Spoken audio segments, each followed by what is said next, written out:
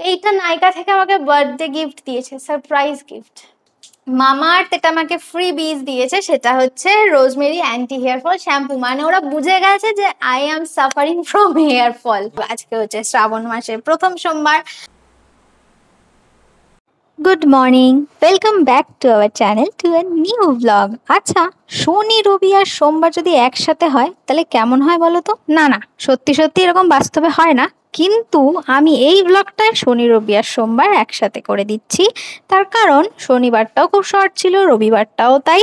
আর সোমবার দিন ছিল হচ্ছে শিবের উপোস, মানে শ্রাবণ মাসের প্রথম সোমবার। আমি উপোস করি, উপোস মানে এখন আর উপোস করতে পারি না পেটের দৌলতে।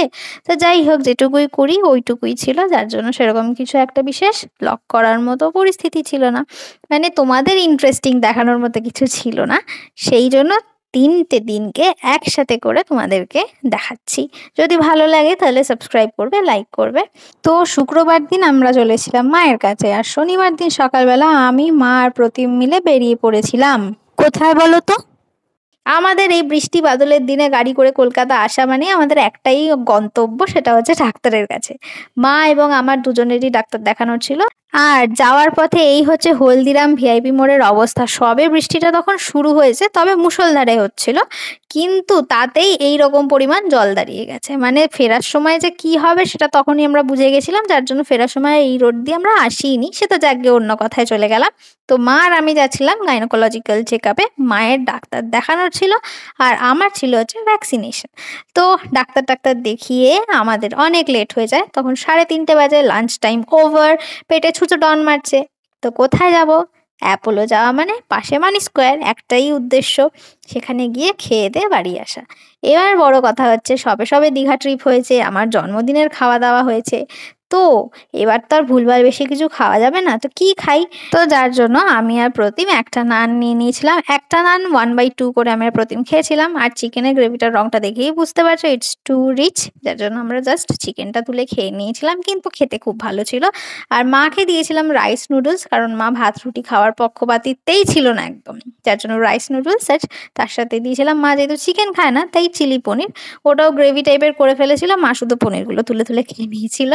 ও বাই দ্য ওয়ে, তোমাদের তো বলতেই ভুলে গেলাম, আমরা এবার খেয়েছিলাম হচ্ছে মানি স্কোয়ারে ফুড কোর্টে পিপার কিং বলে একটা, একটা না দুটো ফুড কার্ট আছে, একটা চাইনিজ ব্যাচে, একটা মুগলাই ব্যাচে। তো ওই দুটো থেকেই আমরা নিয়েছিলাম। আমাদেরটা মুগলাই আইটেমস থেকে গেছিলো এবং মায়েরটা চাইনিজ আইটেম থেকে গেছিলো।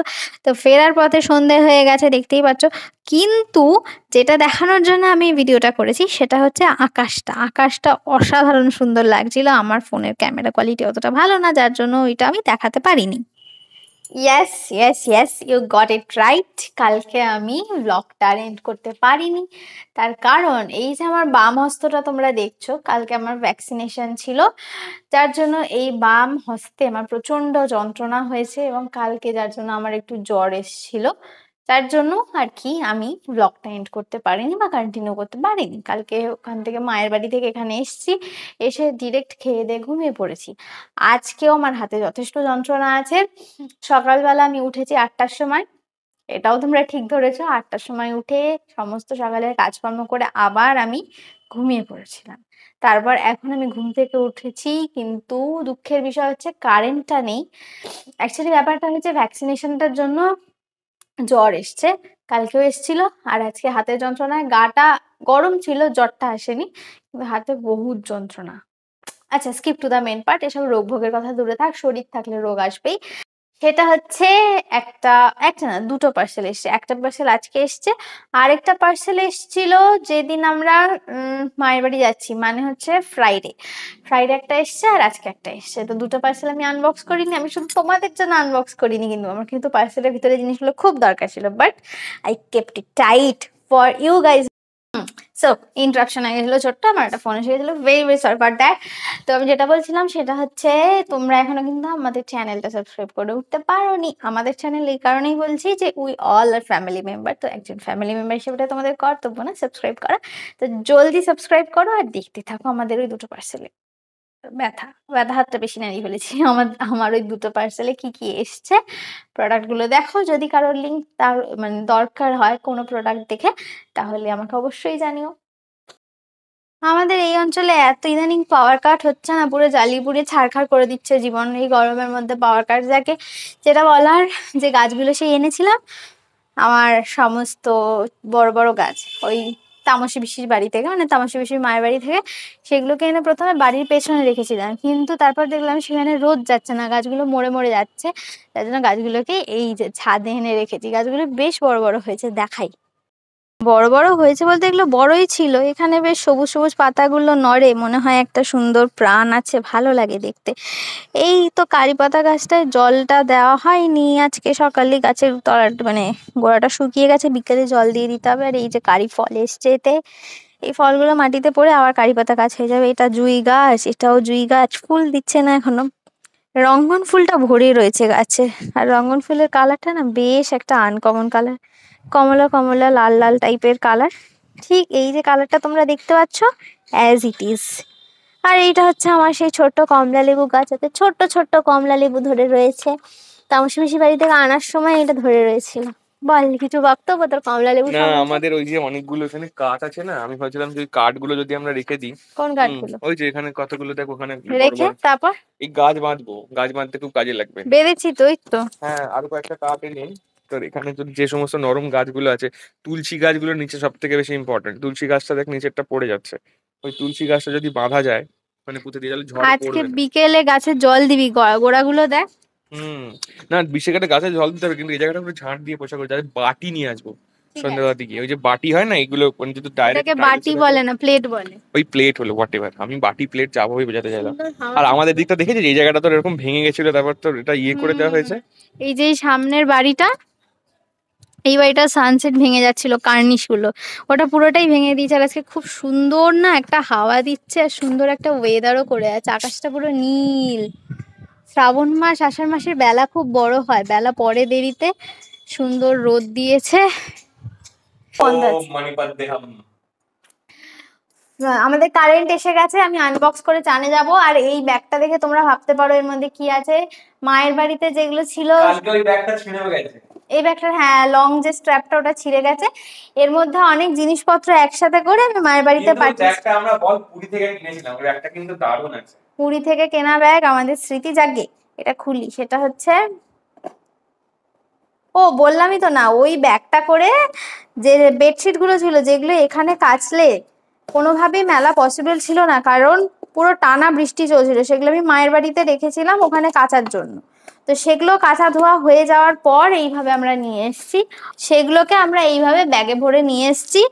ওই ওয়ার্ড্রপটায় আমরা শিফট করব, ওই ওয়ার্ড্রপটায়, কিন্তু ওয়ার্ড্রপটা এখনো ক্লিন হয়নি, যার জন্য আমরা শিফট করতে পারছি না। আজকে সব করার ব্যাক টু ব্যাক প্ল্যান আছে, জানি না কখন এক্সিকিউট হবে প্ল্যান। কথা বলতে বলতে পার্সেল খোলা ডান। আচ্ছা, এইটা, মা এটা আবার কে? ফ্রি দিয়েছে। কি দিয়েছে, বডি শপ? না,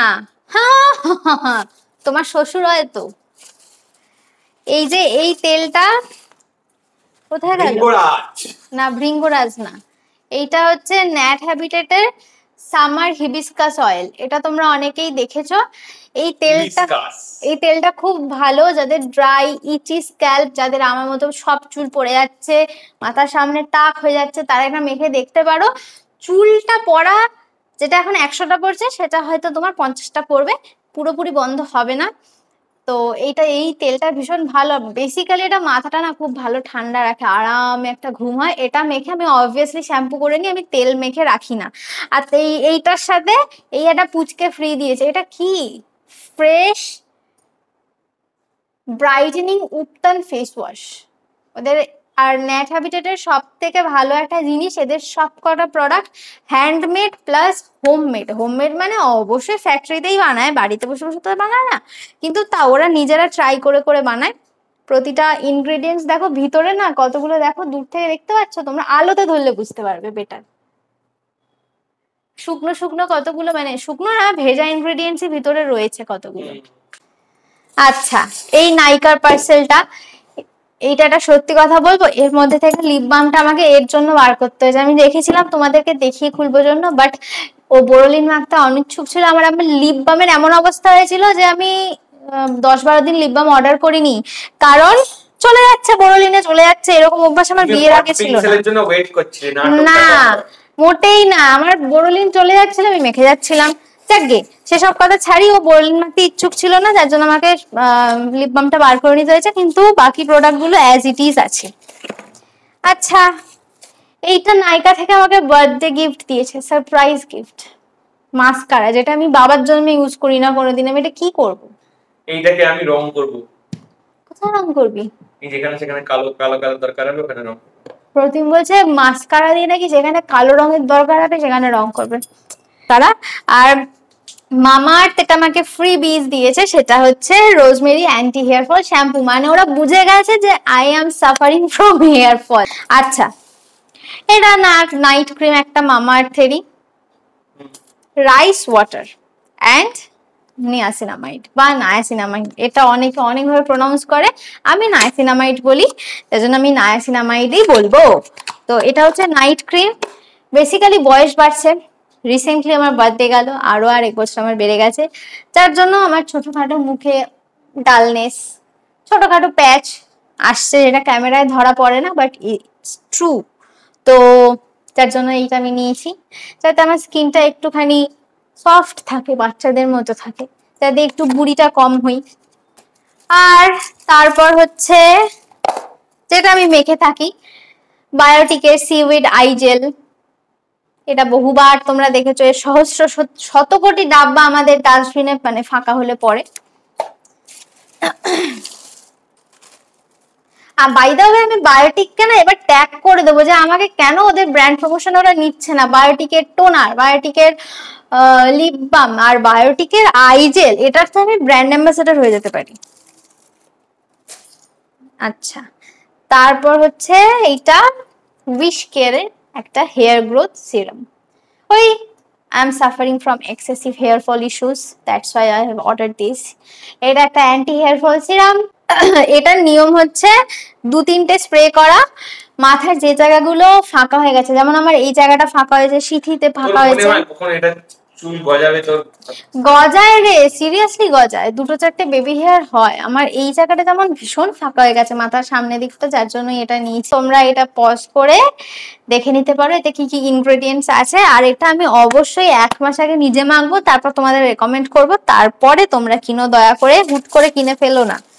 হ্যাঁ, আর যেটা হচ্ছে এই যে কিনেছি রিসেন্টলি, আমরা দীঘা ভ্রমণ করেছি, দীঘা ভ্রমণের ব্লগগুলো ধীরে ধীরে ধীরে ধীরে যাচ্ছে, কারণ ওগুলো এডিট করতে আমার অনেক অনেক সময় লাগছে। তো ওই ব্লগগুলো দেখতে থাকো, ওগুলোকে প্রচুর ভালোবাসা দাও, লাইক করো, সাবস্ক্রাইব করো। আর তার সাথে এই ব্লগগুলো আমার ডেইলি যাবে। এটা হলো মামাআর্থের ডিট্যান প্যাক। যেহেতু দীঘা ঘুরে এসেছি, প্রচুর ট্যান পড়েছে, প্রচুর ট্যান, কিন্তু সেগুলো ক্যামেরাতে ধরা পড়ে না অবভিয়াসলি। তো সেগুলোকে ওঠানোর জন্য এই মামাআর্থের উপটান ফেস প্যাক, এটার ফেস ওয়াশ আমি ইউজ করি। ফেস ওয়াশটার মধ্যে ছোট ছোট বিডস আছে, ওটাই স্ক্রাবারের কাজ করে, তো ওটা ইউজ করে নি। এটা প্যাক মাখো, ঝঞ্ঝাট খতম। পার্লারে গিয়ে অতক্ষণ শুয়ে শুয়ে ডিট্যান করার মতো এনার্জি আমি ধীরে ধীরে লস করতে শুরু করেছি, বয়স বাড়ছে। তো এটার মধ্যে এই একটা ছোট অ্যাপ্লিকেটার আছে, এর থেকে বেশি আমি খুলছি না কারণ আমার হাতটা ভীষণ নোংরা। That's it for our parcel unboxing. তো এখনো ব্লগটা বাকি আছে, তোমরা দেখতে থাকো। আর এই যে আমার তেল আমি এনেছি ফর মাই হেয়ার, কিন্তু এটা প্রতি মাসে আবার রিফিল করতে হয়। তার কারণ এই যে প্রথম উদ্বোধনী সঙ্গীত গাইবে এই তেলটার হচ্ছে প্রতিম ব্যানার্জি, দেখুন আপনারা। আমি এই তেলটার একদমই পক্ষপাতী ছিলাম না, আমি এখন লাগিয়ে দেখতে চাইছি তেলটা যে কেমন। ঢপের চপ, ওর মাথার চুল পড়ে যাচ্ছে, বুড়ো হয়ে যাচ্ছে। মাগো পড়ে যাচ্ছিলাম। হায়, সোজা হয়ে বস। মাথা নিচু করে বসছিস কেন? মাথায় কি জল ঢালবি নাকি? ধর। হাই, আমি Sayani, welcome back to our channel to its perfect two a new blog. আজকে হচ্ছে শ্রাবণ মাসের প্রথম সোমবার। তো আমি সাধারণত শ্রাবণ মাসের সোমবার করে থাকি, মানে শিবের মাথায় জল ঢালা, উপোস টুপোস করে থাকি। কিন্তু অ্যাজ ইউ নো যে আমার আইবিএস আছে, যার জন্য ইদানিংকালে আমি উপোস করাটা একটু ক্ষান্ত রেখেছি, কারণ পেটের প্রবলেম হচ্ছে, তার জন্য উপোস করতে পারছি না। তবে হ্যাঁ, শিবের মাথায় জল আজকে ঢালবো, তার জন্য নিরামিষ খাবো, পুরো অনাচার করবো না, হাফ নিয়ম করব, হাফ নিয়ম করব না। মনে ভক্তি থাকলেই হয়, ভগবান ওতেই তুষ্ট হন। আর এখন অনেক কাজ আছে, সকাল থেকে অনেক কাজ অলরেডি করে ফেলেছি। আমি আর মা করছি। তো তার জন্য সেদ্ধ ভাত করেছি, আমাদের জন্য সেদ্ধ ভাত। আর মানে সেদ্ধ যে দিয়েছি শুধু আলু দিইনি, প্রচুর ভেজিস দিয়েছি। তোমরা জানো আমি ভেজিটেবলস খেয়ে থাকি, ভালো লাগে, ভালোবাসি। আর মুগ ডাল করেছি, কারণ মা হয়তো শুকনো শুকনো খেতে পারবে না ভাতটা, কিন্তু আমি শুকনো শুকনো আলু সিদ্ধ মানে সব সেদ্ধ দিয়ে ভাত খেতে খুব ভালোবাসি, যার জন্য আমার জন্য এমনি আর মায়ের জন্য একটু ডাল করা। তো 3টে পদ আমি করে নিয়েছি। এখন চান করতে যাব, তারপর একটুখানি রেডি সেডি হব। রেডি মানে কি, জামা কাপড় পরবো না, রেডি হলেও হতে পারি, মুডের উপর ডিপেন্ড করছে। তারপর শিবের মাথায় জল ঢালতে যাবো।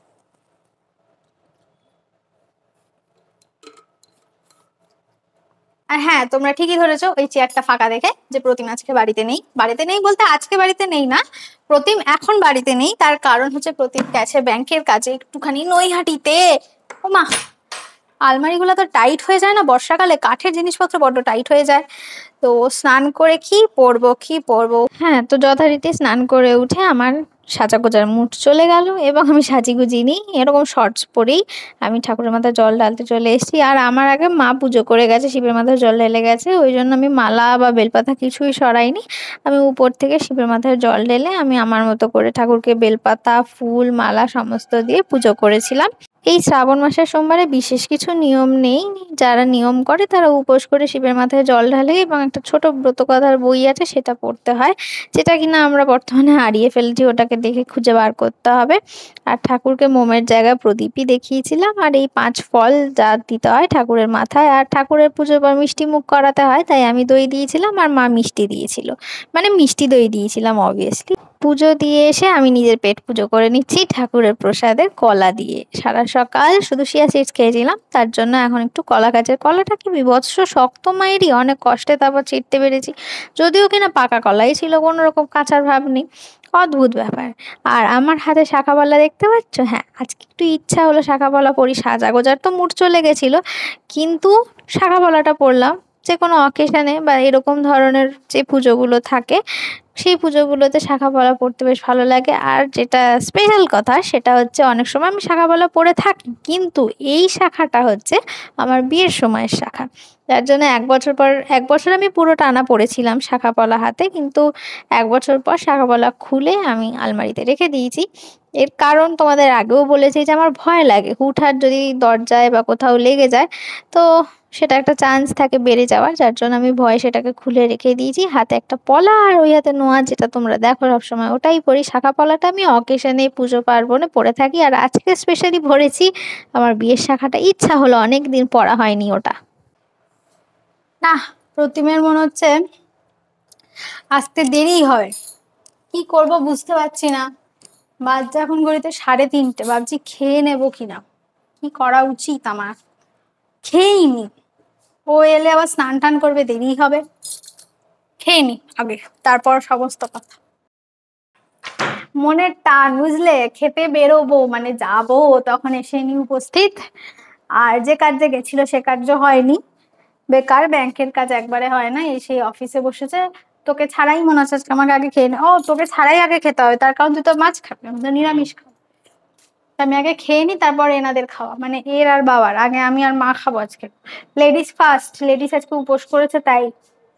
আচ্ছা, এই হচ্ছে আজকে লাঞ্চ, সেটা হচ্ছে আতপ চালের ভাত, আর তার সাথে রয়েছে একটা কাঁচা লঙ্কা আর সমস্ত সেদ্ধ। এর মধ্যে রয়েছে আলু, গাজর, ঝিঙে, বিনস, রাঙা আলু সব। আলু একটা রয়েছে, রাঙা আলু বেশি রয়েছে, কারণ রিসেন্টলি আমার আলু খাওয়া একটু বারণ হয়েছে। আর এখানে রয়েছে হচ্ছে দই, টক দই অবভিয়াসলি, আর তার সাথে ঠাকুরের প্রসাদের মিষ্টি, আর এটা হলো মুগের ডাল।